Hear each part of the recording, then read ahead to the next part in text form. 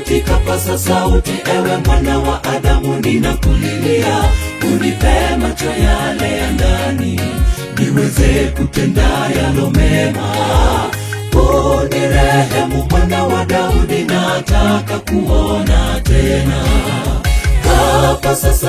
Kapaza sauti, ewe mwana wa Adamu, ninakulilia, unipe macho yale ya ndani, niweze kutenda yalo mema.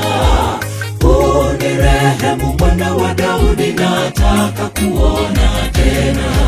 Akamwekea tena mikono machoni mwake huyo Batimayo, macho yake yakafunguka kuona kwake na kukarejea, naye akaona kila kitu. Karejea naye akaona tena. Unirehemu mwana wa Daudi, nataka kuona tena. Akamwekea tena mikono machoni mwake huyo Batimayo, macho yake yakafunguka kuona kwake na kukarejea, naye akaona kila kitu.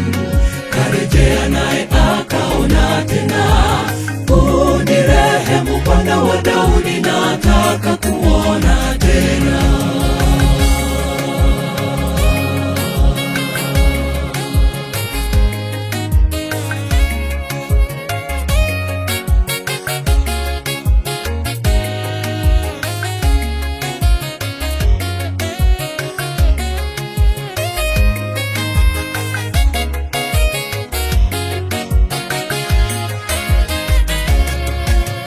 Napasa sauti, ewe mwana wa Adamu, ninakulilia, unipe macho yale ya ndani, niweze kutenda yalo mema. Urejee hapo mara ya pili, niwe katika kundi lako. Napasa sauti, ewe mwana wa Adamu, ninakulilia, unipe macho yale ya ndani, niweze kutenda yalo mema. Urejee hapo mara ya pili, niwe katika kundi lako. Akamwekea tena mikono machoni mwake huyo Batimayo, macho yake yakafunguka kuona kwake na kukarejea, naye akaona kila kitu. Karejea naye akaona tena. Unirehemu mwana wa Daudi, nataka kuona tena.